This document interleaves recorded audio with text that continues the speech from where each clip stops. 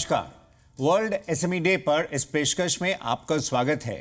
दरअसल micro small medium enterprises का economy के कई मोर्चों पर काफी अहम योगदान है।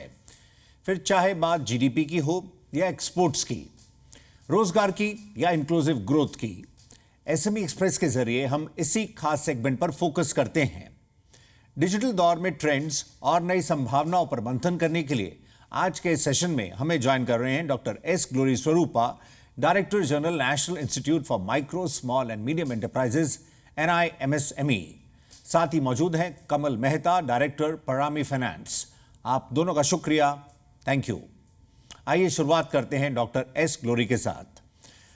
डॉक्टर ग्लोरी, ये दौर डिस्ट्रप्शन का है और इसमें बिजनेस मॉडल्स तेजी से बदल रहे हैं। ऐसे में MSMEs के लिए कारोबार करने का क्या मंत्र होना चाहिए? एसएमई डे के कॉन्टेक्स्ट में आप उन्हें क्या सलाह देना चाहेंगे? हमारा इंडियन MSMEs कितने हैं उतने सब लोगों को शुभकामनाएं on the occasion of world MSME day. MSMEs को बहुत सारे चैलेंजेस हैं, तो एक चैलेंज ये भी है कि डिजिटलाइजेशन। तो जैसा ये ट्रांसफॉर्मेशन चलती आ रही है, तो एक बड़ा चैलेंज बन गए उनके लिए। तो कैसा इसमें वो लोग आगे बढ़े, तो ये एक सूत्र हो गया। और दूसरा है रजिस्ट्रेशन। तो ये लोग MSMEs रजिस्ट्रेशन से शुरुआत कर सकते हैं। जैसा हमारा मंत्रालय ने, भारत सरकार ने एक अच्छा उद्यम रजिस्ट्रेशन उन लोगों के लिए बनाया, एक इंटीग्रेटेड पोर्टल, जिसका जरिए से वो लोग इंसेंटिव स्कीम्स सब अवेल कर सकते। और जितने लोग ये फॉर्मल फोल्ड में नहीं है, तो इनफॉर्मल माइक्रो एंटरप्राइजेस है, उन लोगों के लिए अलग से उनका जरूरत को पहचानते हुए उद्यम असिस्ट प्लेटफॉर्म भी बनाया दिया गया है। तो इसके जरिए से वो लोग अपना जो बेनिफिट्स है अवेल कर सकते। इंडिया में पूरा 6.3 करोड़ MSMEs हैं, तो उसमें अभी 4.5 करोड़ उद्यम पोर्टल में आ गए, रजिस्ट्रेशन हो चुके हैं। तो ये डिजिटल का मूवमेंट अच्छा से चल रहा है और आगे जाने की बहुत आवश्यकता है हमारा उद्यमियों के लिए। और इतना ही नहीं, रजिस्ट्रेशन के बाद वो लोग डिजिटल मैन्युफैक्चरिंग में भी जाना चाहिए, क्योंकि उनका प्रोडक्टिविटी ज़्यादा करने के लिए और खासकर उनका क्वालिटी ग्लोबल स्टैंडर्ड्स नहीं तो नेशनल प्रायोरिटीज के साथ होने के लिए ये भी एक आवश्यकता है, इसमें आना चाहिए।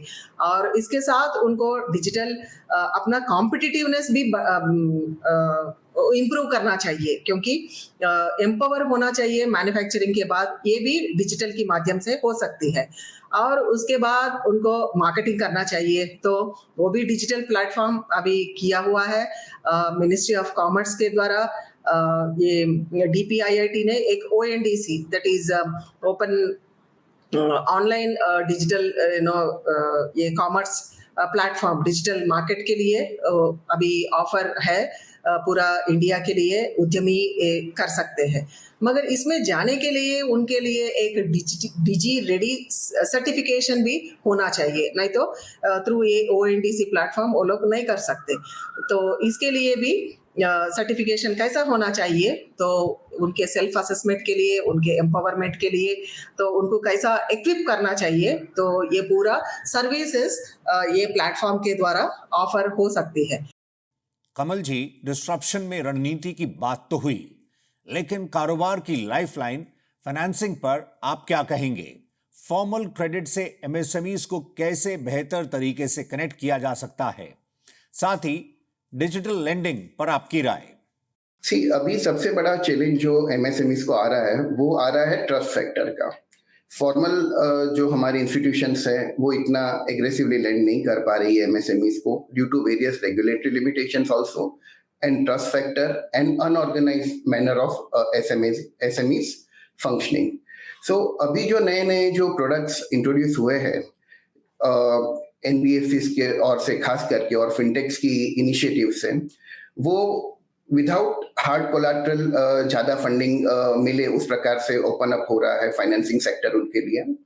उसके अलावा जैसे कैश फ्लो फाइनेंसिंग फैसिलिटीज बहुत ज्यादा मिल रही है अभी, उसके अपॉर्चुनिटीज उनको ज्यादा मिल रहे हैं।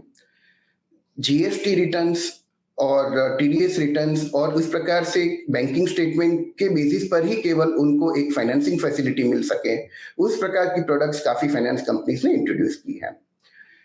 आज भी ये चैलेंजेस आती है उनको कि ट्रस्ट कम है, इसलिए आज भी सिक्योरिटी मांगी जाती है फॉर्मल सेक्टर के द्वारा। साथ साथ में एक ऐसा भी सेक्टर है जो उनको फैसिलिटेट करने के लिए cash flow financing solution, unsecured solutions लेकर के उनके लिए उपलब्ध है। कमल जी, जैसे डिजिटल से लेंडिंग के डायनेमिक्स बदल रहे हैं और एमएसएमईज के लिए नई संभावनाएं खुल रही हैं, आप हमें मौजूदा सिनेरियो में एमएसएमईज की वर्किंग कैपिटल जरूरतों के बारे में बता सकें। आपका क्या असेसमेंट है? अगर आप वर्किंग कैपिटल रिक्वायरमेंट देखें तो एसेंशियली दो पार्ट होते हैं, एक जो वो सेल्स करते हैं उसके पहले और एक सेल्स होने के बाद। आजकल जो गवर्नमेंट इनिशिएटिव्स की वजह से trades platform are really helping SMEs in post sales. आज की तारीख में प्री सेल्स उनको मटेरियल प्रोक्योर करना और इन्वेंट्री स्टोर करना, उसमें आज भी चैलेंजेस काफ़ी है एसएमईज को, और वो एरिया को एड्रेस करने की ज़रूरत है। इसके लिए कुछ unsecured lending as well as purchase order financing options उपलब्ध है फाइनेंस कंपनीज में, पर अभी इतने पॉपुलर नहीं हुए हैं। डॉक्टर ग्लोरी, एमएसएमईज में ग्रीन अडॉप्शन को कैसे बढ़ावा दिया जा सकता है? आपका क्या मानना है? दरअसल इन इकाइयों का नेट जीरो में अहम रोल रहने वाला है।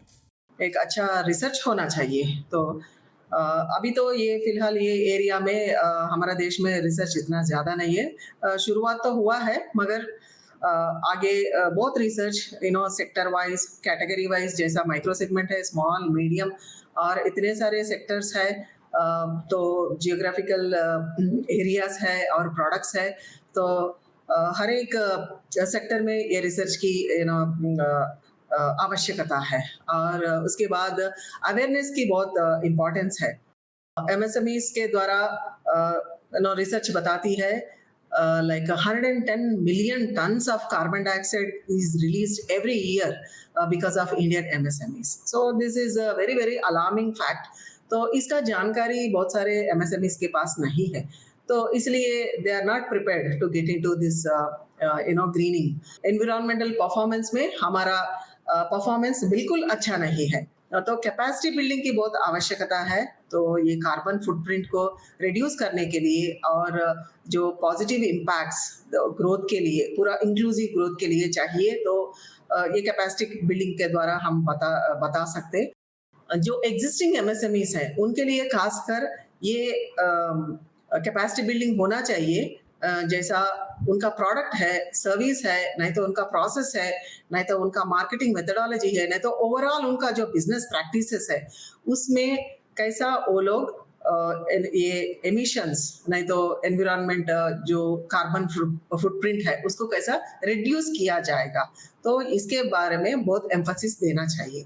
और जो नया स्टार्टअप्स आजकल निकल कर आ रहा है, नहीं तो न्यू एमएसएमईज, तो वो लोग अपॉर्चुनिटीज के लिए देख रहे हैं, उनके लिए तो सस्टेनेबल सॉल्यूशन क्या है उनका बिजनेस के लिए, मैन्युफैक्चरिंग नहीं तो सर्विस जो भी है, उनके लिए सस्टेनेबल फॉर्मूला क्या है, उसके बारे में वो लोग सोचकर जब न्यू बिजनेस स्टार्ट कर रहा है तो उसमें वो ज़्यादा इनकॉर्पोरेट करने की सोचना चाहिए। और पूरा एमएसएमईज, इंडियन एमएसएमईज को ये एनवायरमेंटल फ्रेंडली फ्रेमवर्क्स जो है और पॉलिसीज है और टेक्नोलॉजीज है, उसको कैसे वो लोग इम्प्लीमेंट कर सकते, उनका फ्रेमवर्क में कैसे आ सकते, ये सब चीज उनको देखना चाहिए। बैंक ऑफ इंडिया का एक अच्छा फंड है, सो ग्रीन क्लाइमेट फंड, ये सब अडॉप्शन और डाइवर्सिफिकेशन करने के लिए फंड की बहुत ज़रूरत है।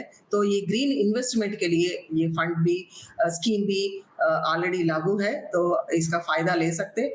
और सस्टेनेबल फाइनेंशियल स्कीम्स भी है, तो उसका भी ट्रेनिंग में जानकारी देना चाहिए।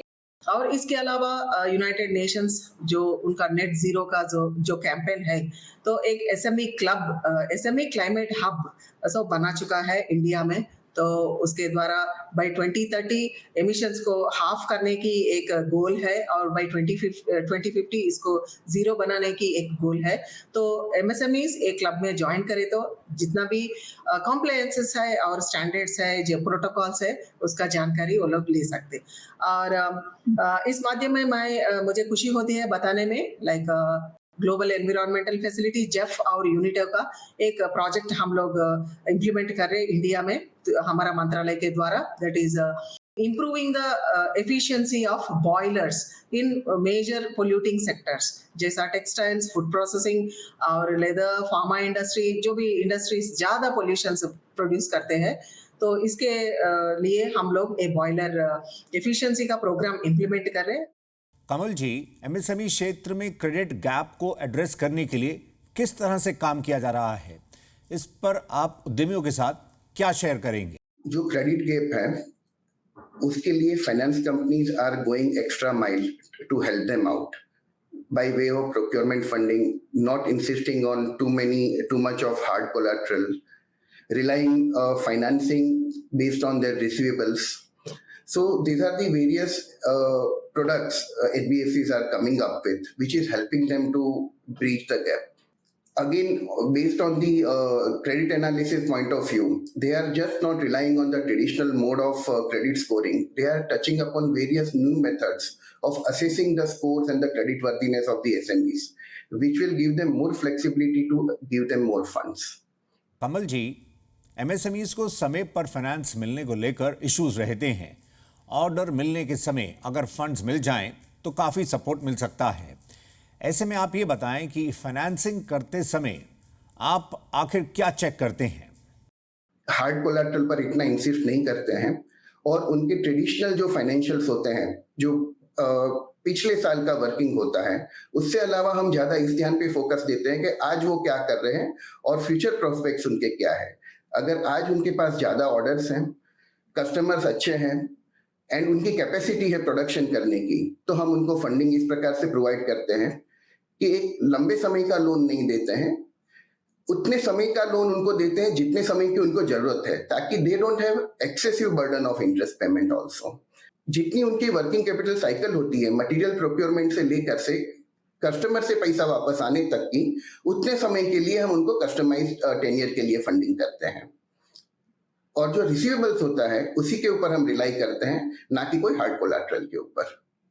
डॉक्टर ग्लोरी, जैसे कमल जी क्रेडिट गैप या फिर फाइनेंसिंग किस आधार पर होती है, इस पर अपनी बात रख रहे हैं, आप ये बता सकें कि डिजिटल लेंडिंग से एमएसएमईज को ग्राउंड पर आखिर कैसा सपोर्ट मिल रहा है, आपको कैसा फीडबैक मिल रहा है? ट्रांसपेरेंसी बढ़ेगी और ये हेजिल फ्री प्रोसेस होगी, पेपर वर्क कम हो जाएगी और कन्वीनियंस भी ज़्यादा होगी। और इसके अलावा उनका कैश फ्लो जो होती है वो भी वेरी इफेक्टिवली हो जाएगा। और अभी तक जो सेगमेंट ऑफ पॉपुलेशन है, रूरल एरियाज होने दीजिए, नहीं तो अर्बन, सेमी अर्बन, ऐसा जो एरियाज में जो लोग माइक्रो एंटरप्राइजेस कर रहे हैं, नहीं तो इनफॉर्मल सेक्टर में है, जो भी बिजनेस करते आ रहे हैं, एम्प्लॉयमेंट क्रिएशन होते जा रहा है, तो वो लोग कभी भी ये प्लेटफॉर्म में नहीं है, तो उनके लिए एक अच्छा अवकाश है तो ये डिजिटल लेंडिंग में, क्रेडिट में आने के लिए, क्योंकि अभी टेक्नोलॉजी सबके पास है और सब ग्रामीण क्षेत्र तक पहुंच चुके हैं। जैसा इंटरनेट फैसिलिटी होने दीजिए, जैसा स्मार्टफोन अवेलेबिलिटी और उसका सर्विसेज रिमोट एरियाज तक जा चुके हैं। तो ये डिजिटल लेंडिंग के द्वारा एक अच्छा इंक्लूसिव फाइनेंशियल ग्रोथ होने की एक संभावना है, लाइक डेटा प्राइवेसी और ये साइबर सिक्योरिटी, क्योंकि उद्यमी का पूरा डेटा, आधार कार्ड से लेकर उनका पैन कार्ड डिटेल्स और पर्सनल डिटेल्स पूरा एक डिजिटल प्लेटफॉर्म में आती है, तो उनको थोड़ा कैसा सिक्योर करना, कैसा उनको प्रोटेक्ट करना, ये टिप्स भी दिया गया, तो उनके लिए ये प्लेटफॉर्म बहुत अच्छा रहेगा। कमल जी, कुछ साल पहले तक लेंडर्स को एमएसएमईज की बुक्स को लेकर कंसर्न्स रहते थे, लेकिन टेक्नोलॉजी के इस दौर में आप अकाउंट एग्रीगेटर्स के रोल को कैसे देखते हैं? साथ ही जहां एक तरफ आपके लेंडिंग मॉडल्स थोड़े फ्लेक्सिबल रहते हैं, पर वहीं रेट ऑफ इंटरेस्ट पर आप एमएसएमईज को क्या कहेंगे? अभी जो टेक्नोलॉजिकल एडवांसमेंट्स हैं और गवर्नमेंट की ओर से भी बहुत अच्छा सपोर्ट मिल रहा है। एपीआईज के थ्रू, अकाउंट एग्रीगेटर्स के थ्रू अभी बिना एसएमई से डेटा आए हम डायरेक्टली डेटा फेच कर सकते हैं। हम केवाईसी भी कर सकते हैं और उनके जो फाइनेंशियल डेटा है वो भी ले सकते हैं। तो इससे एक तो एफिशिएंसी बढ़ी है क्रेडिट एनालिसिस में, at the same time reliability जो है, ट्रस्ट फैक्टर है, वो बहुत ज्यादा बढ़ गया है, जिसकी वजह से हम बहुत कॉन्फिडेंटली कॉल ले पाते हैं क्रेडिट कॉल एसएमईज के ऊपर। जैसे जीएसटी डेटा है, बैंकिंग डेटा है, हमें उनसे स्टेटमेंट लाने की जरूरत नहीं है, हम डायरेक्टली डेटा फेच कर सकते हैं बैंक से और जीएसटी पोर्टल से। गवर्नमेंट इज ऑल्सो ट्राइंग कि भाई क्रेडिट सबवेंशन इंटरेस्ट रेट के ऊपर मिले, ताकि थोड़ा बहुत बर्डन गवर्नमेंट शेयर कर ले और एसएमईज के ऊपर बर्डन कम आए। इसके अलावा जो cost of use of technology है वो जितनी जितनी रैशनलाइज होती जाएगी, कम होती जाएगी, उससे कॉस्ट, ऑपरेशनल कॉस्ट भी कम होगी फाइनेंस कंपनीज की, जिसका बेनिफिट एसएमईज को मिलता जाएगा। और जो कैश फ्लो फाइनेंसिंग सिचुएशन है, जिसमें हमें कोलैटरल जो होती है, जो सिक्योरिटी में स्टैम्प ड्यूटी वगैरह भरनी पड़ती है, वो नहीं भरनी पड़ती है, जिसकी वजह से भी cost of capital, cost of borrowing कम हो जाती है, ओवरऑल कॉस्ट। तो कैश फ्लो फाइनेंसिंग सॉल्यूशन से उसमें कॉस्टिंग कम होती है। दूसरी बात यह है कि जब वो लंबा समय की अवधि के लिए फंड्स लेते हैं और बीच बीच में वो फंड्स आइडल रहता है उनका, तो भी उनको इंटरेस्ट देना पड़ता है।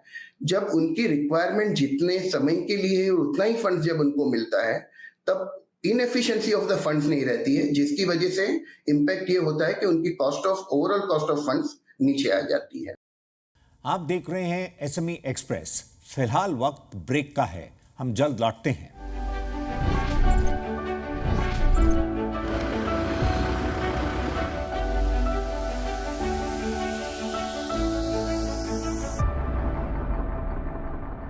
आप देख रहे हैं एसएमई एक्सप्रेस। आइए बातचीत को आगे बढ़ाते हैं। हमारे साथ मौजूद हैं डॉक्टर एस ग्लोरी स्वरूपा और कमल मेहता। कमल जी, आप मौजूदा दौर में ट्रेड्स की भूमिका को कैसे देखते हैं? अगर एमएसएमई का बायर कोई एस्टैब्लिश्ड कंपनी है, तो आप मानते हैं कि इससे कॉम्पिटिटिव रेट्स पर फाइनेंसिंग संभव है, पर यह बात भी जरूरी है कि उस बायर को ट्रेड्स प्लेटफॉर्म पर होना चाहिए। आप क्या बताएंगे?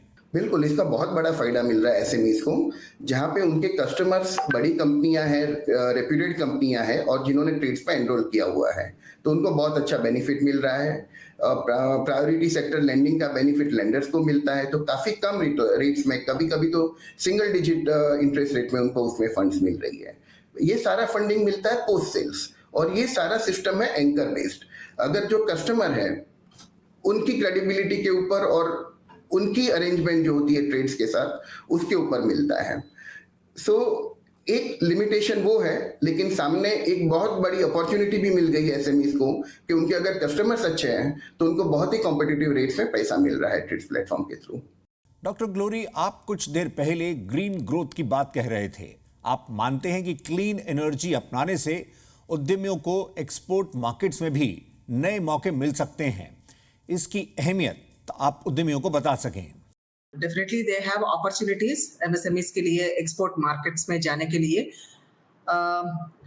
मिनिस्ट्री ऑफ एमएसएमई ने एक अच्छा इनिशिएटिव लिया है, that is self reliant India, और उसके लिए एसआरआई फंड भी अवेलेबल है। So significant 45% of the Indian exports goes from MSMEs। और इसके साथ साथ अभी चैलेंजेस बढ़ते जा रहा है। ये चैलेंज ये एक है कि ये क्लाइमेट स्टैंडर्ड्स, तो जब हम यूरोपियन कंट्रीज को एक्सपोर्ट कर रहे हैं, नहीं तो अमेरिका को एक्सपोर्ट्स कर रहे हैं, नहीं तो यूरोपियन नेशंस कितने हैं उनको एक्सपोर्ट्स कर रहे हैं, तो वो लोग they are very particular about this quality standards and also this environmental standards and compliances. और अभी sustainability it is no longer a trend. हम ऐसा खाली एक ट्रेंड ये यूरोपियन कंट्रीज के लिए, अमेरिकन्स के लिए और बाकी देशों के लिए ऐसा बोल नहीं सकते, क्योंकि it has become a fundamental principle. क्योंकि हम लोग अभी ग्लोबल मार्केट्स में जाना चाहते हैं और ज़्यादा से ज़्यादा इंसेंटिव्स हमारा इंडियन माइक्रो एंटरप्रेन्योर्स को चाहिए, तो ये लैंडस्केप में हमको भी वो कंप्लायंसेस को अडहियर करना ही पड़ेगा। ब्यूरो ऑफ एनर्जी एफिशिएंसी एक अच्छा स्कीम इम्प्लीमेंट किया है। वो national programme on energy efficiency and technology upgradation for MSMEs, खासकर एमएसएमईज के लिए। तो ये प्रोग्राम के द्वारा एमएसएमईज क्लीन एनर्जीज को और ये सस्टेनेबल स्टैंडर्ड्स को अडॉप्ट करके ग्लोबल मार्केट में जाके अच्छा एक्सपोर्ट्स करके उनका प्रॉफिटेबिलिटी बढ़ा सकते हैं और उनका बिजनेस ऑपरेशंस को भी ज्यादा कर सकते हैं। कमल जी, हमने कई पहलुओं पर आपसे बात की। चलते हुए आप एमएसएमईज को फाइनेंशियल डिसिप्लिन के बारे में बता सकें। एसएमई की तरफ हर स्टेक होल्डर्स का जो नजरिया है वो काफी पॉजिटिव हुआ है और उनको सपोर्ट करने का इंटेंट ज्यादा से ज्यादा बढ़ता जा रहा है एंड एसएमईज को भी इसका पूरा लाभ लेना चाहिए। SMEs generally they are like 1 or 2 proprietor और दी ओनर ओरिएंटेड ऑर्गेनाइजेशंस होते हैं, तो उनको इनसे शाय अवे नहीं होना चाहिए कि कोई प्रोफेशनल हेल्प ले, खास करके फाइनेंशियल मैनेजमेंट में और वर्किंग कैपिटल मैनेजमेंट में, और फाइनेंशियल एफिशिएंसी सुधारने के ऊपर एक खास जोर दे। इसके अलावा जो ट्रेड फाइनेंसिंग ऑप्शंस हैं वो सबसे ज्यादा सुटेबल होते हैं एसएमईज को, ताकि वो फंड्स डाइवर्जन को भी रोकते हैं और वो ट्रेड साइकिल में ही पैसा रहता है और वो ट्रेड में साइकिल में पैसा रहने की वजह से ग्रोथ पोटेंशियल जो है वो एसएमईज का काफी बढ़ जाएगा। डॉक्टर ग्लोरी, लास्ट वर्ड आपसे लेंगे। आप उद्यमियों को फ्यूचर रेडी वर्कफोर्स के बारे में क्या सलाह देना चाहेंगे ताकि वो बदलते दौर के लिए खुद को तैयार कर सकें? सो एमएसएमईज अच्छा परफॉर्म करना है तो उनका टेक्नोलॉजी अच्छा होना चाहिए, मार्केट स्ट्रेटेजी होना चाहिए, फाइनेंशियल असिस्टेंस होना चाहिए, उसके साथ साथ वेरी स्किल्ड वर्कफोर्स और वेरी नॉलेजेबल ह्यूमन रिसोर्सेज की बहुत आवश्यकता है, क्योंकि ये मशीन मार्केट मटेरियल जो भी मैनेज करना है तो मैन की बहुत आवश्यकता है। और अभी हमारा देश में देखे तो इस फ्रंट में एम्फसिस थोड़ा कम है और इसका एनहांसमेंट की जरूरत है। इसमें इन्वेस्टमेंट्स की आवश्यकता है, जो स्किल बिल्डिंग की और ह्यूमन रिसोर्स कैपिटल बिल्डिंग की investment is very essential that can enhance there productivity. तो रोल की समझने की बहुत आवश्यकता है। वो मैनेजरियल रोल है, नहीं तो टेक्निकल रोल है, नहीं तो सुपरवाइजरी रोल, नहीं तो फ्लोर रोल जो भी है, नहीं तो अकाउंट्स रोल, जो वो रोल को समझकर और उनका प्रॉपर हायरिंग प्रोसेस होना चाहिए। और उसके बाद टाइम टू टाइम हर एक रोल के लिए एक अच्छा मोटिवेशन भी होना चाहिए और उनके आगे उनका ग्रोथ अपॉर्चुनिटीज क्या है वो प्रेजेंटेशन भी होना चाहिए। वर्ल्ड एसएमई डे पर इस पेशकश में इतना ही। माइक्रो स्मॉल मीडियम एंटरप्राइजेस को चला रहे उद्यमी इकोनॉमी के रियल हीरोज हैं। नए मौकों के लिए उन्हें हमारी ओर से शुभकामनाएं।